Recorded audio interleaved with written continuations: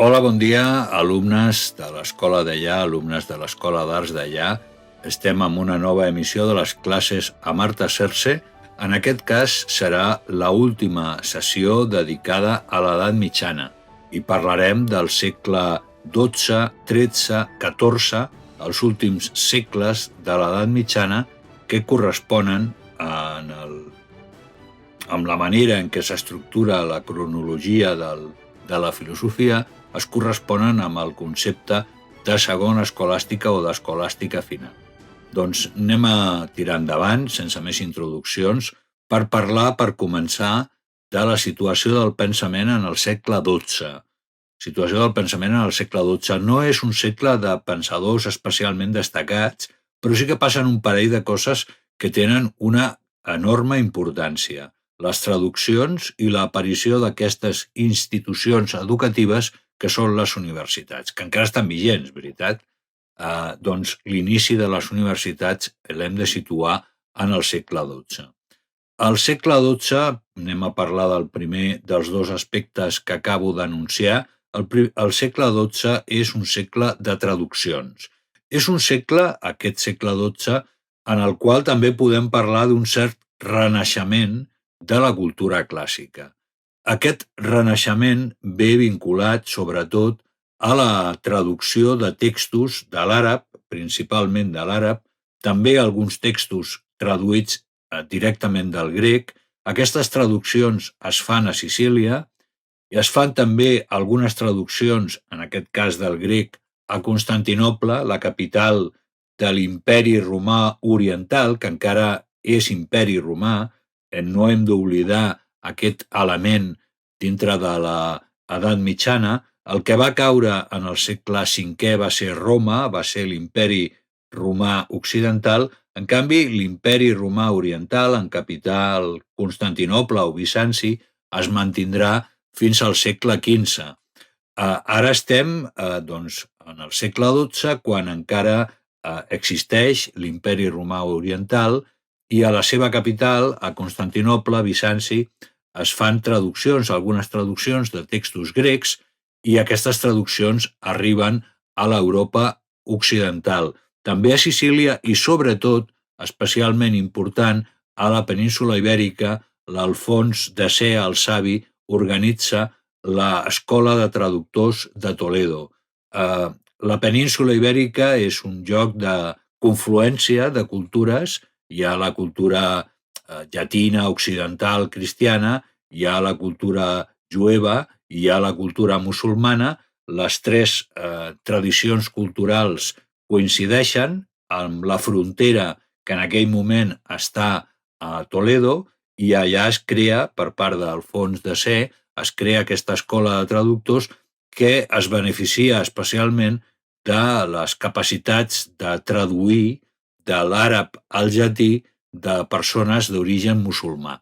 I això serveix perquè textos que al llarg de tota l'edat mitjana eren textos perduts i desconeguts, que s'havien conservat en el món dels pensadors àrabs, ara resulta que aquests textos tornen a estar disponibles per als pensadors de l'Europa occidental.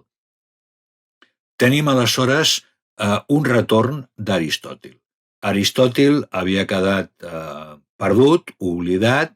Els textos d'Aristòtil eren desconeguts per als pensadors de la primera etapa de l'edat mitjana, i ara, amb aquestes traduccions, especialment amb les traduccions de l'Escola de Toledo, comencen a aparèixer els textos d'Aristòtil traduïts de l'àrab. Aquestes traduccions canviaran radicalment el panorama cultural del segle següent, del segle XIII. Al final del segle XII, pràcticament la totalitat de l'obra d'Aristòtil estava disponible en llatí, traduïda de l'àrab, i juntament amb l'obra d'Aristòtil es van traduir els comentaris que sobre Aristòtil havien fet els principals pensadors àrabs. Avicena, que és un pensador del segle XI, i el més destacat de tots ells, que és Averroes, un pensador contemporani d'aquest moment de les traduccions, un pensador del segle XII. Això va causar un impacte enorme dintre de la societat cultural, dintre de la cultura de l'edat mitjana a l'Europa occidental. Al mateix temps apareixen les universitats. Aquestes institucions, aquí tenim una de les més antigues, no és la més antiga, la Universitat d'Oxford, amb el seu anagrama, apareixen aquestes institucions com a evolució lògica, diríem, de les escoles catedralícies, que ja hem parlat d'elles en una emissió anterior. Al llarg del segle XII, les institucions educatives comencen a canviar molt profundament i apareixen les primeres universitats. La primera de totes és la Universitat de Bolònia. Per això el pla d'estudis que segueixen ara les universitats europees es diu Pla Bolònia. La Sorbona, que és la Universitat de París, apareix també la Universitat d'Oxford, que és la que tenim aquí amb la imatge, i Cambridge, i altres universitats, aquí a la península Ibèrica, la Universitat de Salamanca, són les universitats més antigues dintre de la cultura europea i les universitats més antigues perquè són les primeres universitats. I dintre de les universitats, la filosofia cada vegada d'una manera més clara es converteix en un saber especialitzat i cada vegada està més clar que una cosa és la teologia, és a dir, l'intent d'aclarir els textos bíblics, d'aclarir la fe, de reflexionar sobre el dogma, i una altra cosa diferent és la filosofia. Comença a produir-se la separació entre la teologia, la reflexió sobre les creences cristianes, i la filosofia com a saber especialitzat. I arribem d'aquesta manera al segle XIII. I la figura més destacada del segle XIII, aquest pensador, Tomàs d'Aquino, que sens dubte és el pensador més conegut de l'edat mitjana. El doctor Angelicus el van anomenar. Fixeu-vos en el retaule que tenim aquí, on tenim que tota la llum apareix a dalt de tot, tota la llum procedeix d'aquesta figura que està a dalt de tot, que és la divinitat, representada com el sol, una nota platònica. Després tenim a sota de la divinitat els pares de l'Església, que són els que ajuden a que aquesta llum arribi a l'Església, i després tenim aquest personatge tan important, aquest vehiculador, aquest facilitador de la llum divina, del coneixement diví, que és Santo Tomàs, que és el que ocupa el lloc central d'aquesta composició. I a un cantó i a un altre de Santo Tomàs estan els dos pensadors clàssics del món grec, Plató i Aristòtil, ajudant-lo a aclarir i a difondre la llum que prové de la divinitat. Caigut al terra, vençut per Tomàs, està Averroes, aquest pensador àrab que va fer una interpretació d'Aristòtil que no va agradar gens a l'Església Catòlica.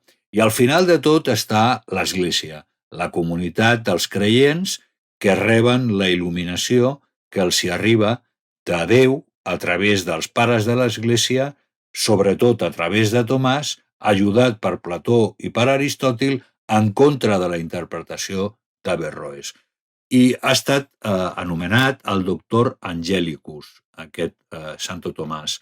És un pensador medieval molt conegut, el més conegut de tots, és un pensador completament del segle XIII, va ser una persona que va néixer a Itàlia, a aquesta ciutat, Aquino, però després va anar a viure i a treballar i va dedicar tota la seva vida a la Universitat de la Sorbona, a París. Va ser un dominic, ja us he parlat en algun moment de l'organització de les ordres medievals, i dintre de les ordres medievals, ara en el segle XIII, l'ordre més destacada és la dels dominics, i els hàbits que porta Tomàs amb aquestes imatges són els hàbits típics de l'ordre dels dominics. Tenim llavors per ambientar que estem en el segle XIII, en el moment d'aquest estil arquitectònic tan diferent del romànic, que és el gòtic, i ja us han parlat, estic segur, a Història de l'Art, a fonaments de les característiques de l'estil gòtic, i és el que hem de posar, a l'estil gòtic, el que hem de posar com a referent d'aquesta filosofia del segle XIII, com a, diguéssim, fons ambiental del pensament del segle XIII. El que va passar amb les traduccions d'Aristòtil és que van commocionar a l'Església catòlica, a l'Església cristiana. L'aristotelisme va ser vist durant un temps com un perill, com una amenaça. Les coses que deia Aristòtil no acabaven d'encaixar amb el dogma cristià. I, per tant, les obres d'Aristòtil van ser prohibides. Van ser considerades obres molt perilloses que acabaven d'arribar, eren una novetat, però es veien com un perill per la dogmàtica del cristianisme. Quines dificultats trobava el cristianisme, la dogmàtica cristiana, quines dificultats trobava amb l'obra d'Aristòtil? Aquí tenim, em retiro una mica perquè ho pugueu llegir, aquí tenim un manuscrit del segle XII amb el comentari d'Averroes sobre el llibre d'Aristòtil dedicat a l'ànima, el De Anima, que és com es va traduir el tractat d'Aristòtil, que en grec es titula Perisigeus. Bueno, doncs, quines dificultats plantejava l'obra d'Aristòtil? En primer lloc, doncs, Aristòtil havia dit que el món era etern, que el món, recordeu, Aristòtil creu que només hi ha una realitat, que és el món on vivim, on hi ha coses, substàncies, diu Aristòtil, que estan formades de matèria i forma, però aquest món de matèria i forma és etern, no ha estat creat. I això, evidentment, entrava en contradicció amb el dogma del cristianisme, que introdueix la idea d'un Déu creador. Per una altra banda, i ja vam parlar en el seu moment, quan vam tractar d'Aristòtil, Aristòtil, com a mínim, hauríem de dir, mantenia una posició sobre la immortalitat de l'ànima que no estava tan clara com la posició que, respecte d'aquest tema, va defensar Plató. Ja sabeu que es pot interpretar perfectament l'obra d'Aristòtil com si digués que l'ànima humana és mortal. I això, evidentment, entrava en contradicció amb el dogma cristià.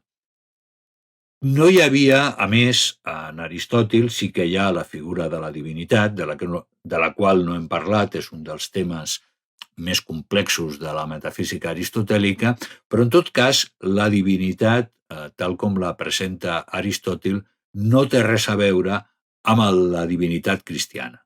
El Déu cristià és un Déu provident. Això què vol dir? Que està interessat en el que passa amb els humans. Està interessat en el devenir de la humanitat i intervé activament, una vegada i una altra, amb la història de la humanitat. Això és el que es diu, tècnicament, un Déu provident. En el cas d'Aristòtil hi ha una divinitat, però és una divinitat que no té cap relació, cap vinculació amb la història humana. Aquests són tres temes que, evidentment, estaven molt clars amb l'obra d'Aristòtil, amb la interpretació que va fer Averroes, i eren tres temes que xocaven absolutament amb la manera en què s'havia establert el dogma cristià. Llavors, aquest problema no es plantejava en el cas de Plató. Aquest problema, aquí tenim una imatge tota curiosa, no? Perquè aquí el personatge central és Sèneca, que és el que està al mig, i al cantó de l'esquerra tenim a Plató i al cantó de l'esquerra Aristòtil. Recordeu que Sèneca és un dels principals estoics i que l'estoïcisme sempre va tenir una consideració molt positiva dintre del context de l'Església cristiana. I també Plató. Plató no presentava un problema En primer lloc, perquè de Plató no es conservava pràcticament cap text i no s'havia fet l'esforç de traducció encara, en el segle XIII, no s'havia fet l'esforç de traducció de l'obra platònica. S'havia traduït Aristòtil. Plató era el pensador dominant durant l'edat mitjana, però és un platonisme, el de l'edat mitjana, un platonisme sense Plató. Plató havia arribat no a través dels seus escrits, que, com estic dient, no es van traduir, no es van conservar dintre del món de l'Europa occidental. Plató va arribar a través de les versions, de les lectures de Plató que havia fet especialment Sant Agustí, que recordeu, destaca l'obra d'Agustí per ser qui incorpora el platonisme, absorbeix el platonisme dintre del cristianisme, i per altres pares de l'Església. Per tant, Plató no era un problema perquè Plató ja havia estat inicialment filtrat, especialment per aquests pares de l'Església, per la patrística. I com no es conservaven els textos originals de Plató, doncs el platonisme era un platonisme ja molt adaptat al cristianisme. En canvi, Aristòtil apareixia ara d'una manera insospitada, ningú l'esperava que apareixés tota l'obra, immensa obra d'Aristòtil en el segle XIII, i a més traduïda de l'àrab, i a més amb una interpretació que clarament no encaixava dintre del dogma cristià. I en aquest context hem de situar el treball de Santo Tomàs.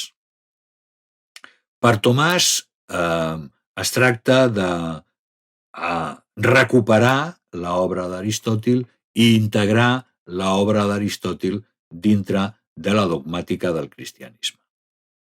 Per Tomàs, la fe i la raó són dues capacitats humanes diferents. La solució a la que havia arribat Averroes era dir que la fe i la raó són dues facultats diferents i porten a conclusions diferents, i aquesta és la conclusió que Tomàs no va acceptar. Des del punt de vista de Tomàs, són dues facultats diferents, però hi ha temes respecte dels que la raó no pot acabar de trobar la solució. Temes que desborden la capacitat de la raó. Sobre aquests temes, la veritat ens la dona la fe. Quan hi ha un tema sobre el qual la raó s'embolica i no acaba de trobar una resposta clara, hem d'acudir a la fe per trobar aquesta resposta. La raó pot ajudar-nos a entendre la fe, a clarificar la fe, però la veritat sempre estarà del cantó de la fe. I per tant, el que tranquil·lament va fer Tomàs va ser canviar allò que ell considerava que s'havia de canviar dintre de l'obra d'Aristòtil per adequar-la a la dogmàtica del cristianisme. I, per tant, va modificar l'aristotelisme en alguns punts essencials. Va negar l'eternitat del món, va negar la mortalitat de l'ànima, tot allò que dintre d'Aristòtil era problemàtic, Tomàs va considerar que simplement s'havia de canviar, i aquesta va ser una part molt important de la seva aportació. Netejar Aristòtil de tots aquells conceptes que poguessin entrar en contradicció amb la dogmàtica del cristianisme i aprofitar l'immens edifici conceptual de l'aristotelisme per presentar d'una manera molt robusta el dogma del cristianisme.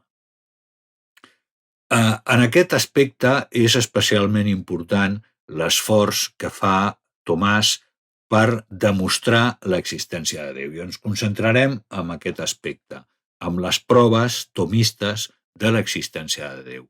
I la primera cosa que hem de veure és que la prova que havíem comentat d'Anselm de Canterbury, aquella prova que s'anomena l'argument ontològic, li va semblar a Tomàs que no era una bona prova per demostrar l'existència de Déu. Per tant, en els seus escrits dedicats a la demostració de l'existència de Déu, la primera cosa que destaca és el rebuig per part de Tomàs de l'argument ontològic anselmià. L'existència d'un ésser infinit, infinitament perfecte, que era el punt de partida de l'argument anselmià, partim en l'argument ontològic de la idea d'un ésser infinitament perfecte. Aquesta idea, diu Tomàs, és una idea que ens desborda. És una idea que no podem acabar d'entendre, perquè la idea d'infinit està més enllà del que pot entendre un ésser finit com és l'ésser humà. Per tant, no podem partir d'aquesta idea per construir una argumentació. I, en conseqüència, l'argument ontològic d'Anselm ha de quedar rebutjat. No és una bona argumentació.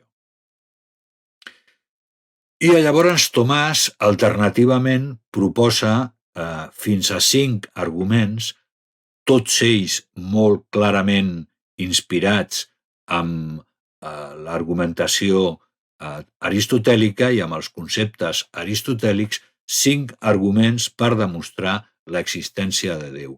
I aquests 5 arguments han passat a la història del pensament sota el nom de les 5 vies tomistes. Les 5 vies tomistes, els 5 arguments que Tomàs va proposar per demostrar l'existència de la divinitat.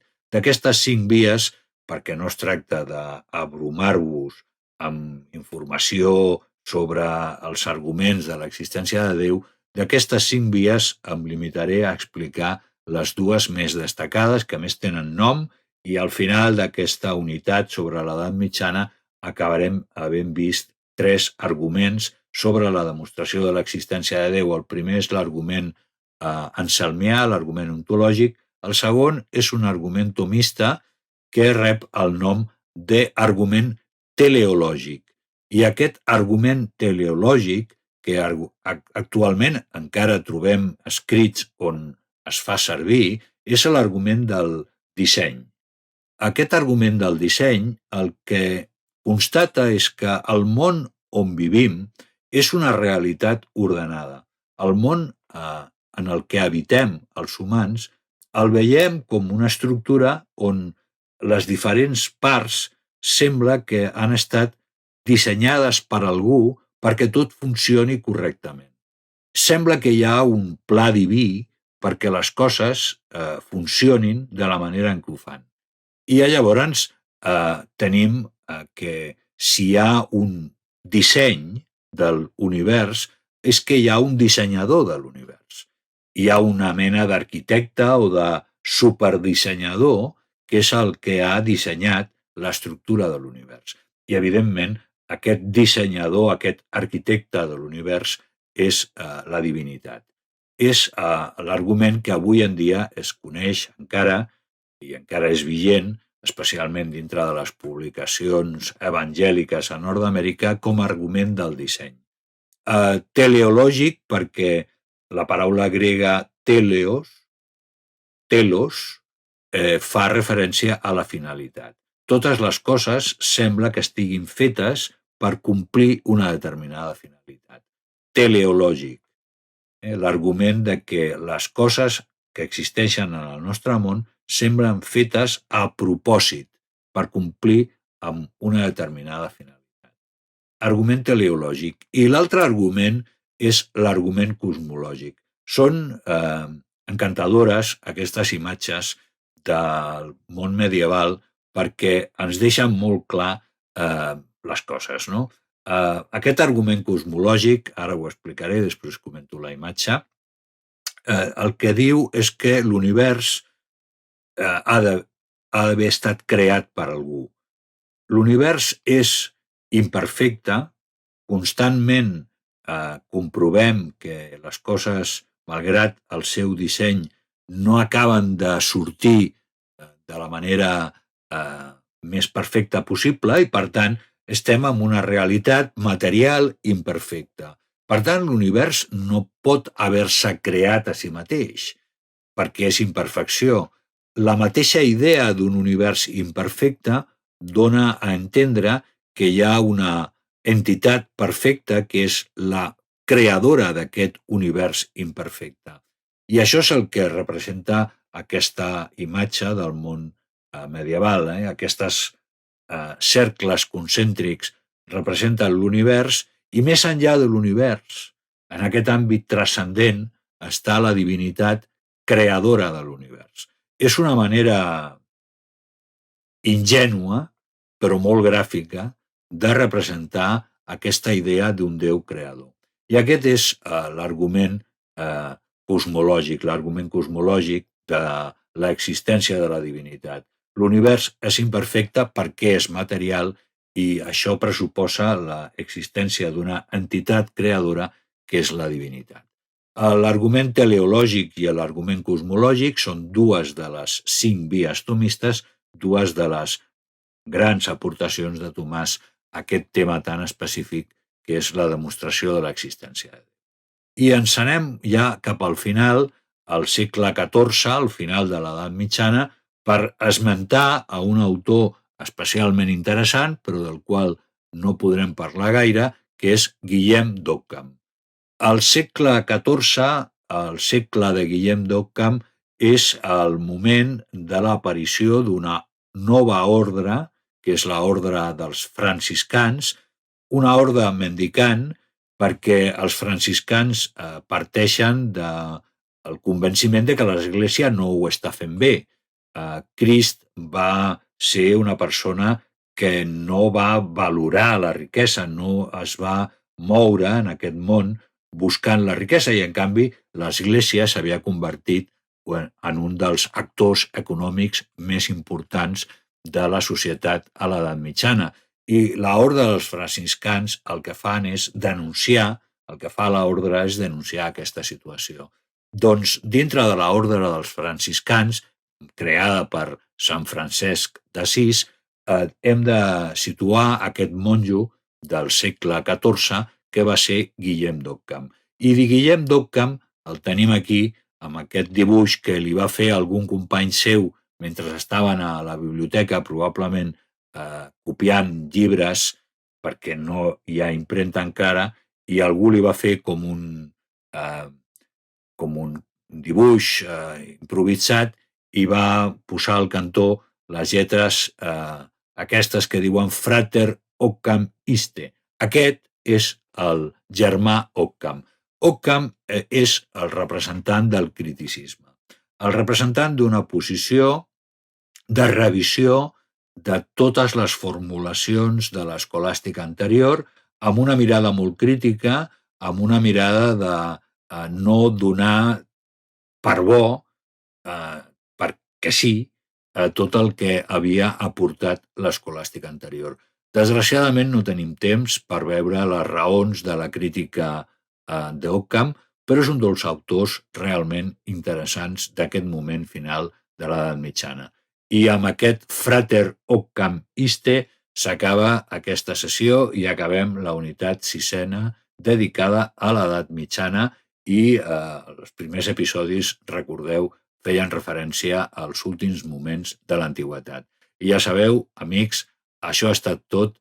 Gràcies per seguir aquestes classes. Ens veiem aviat. A reveure.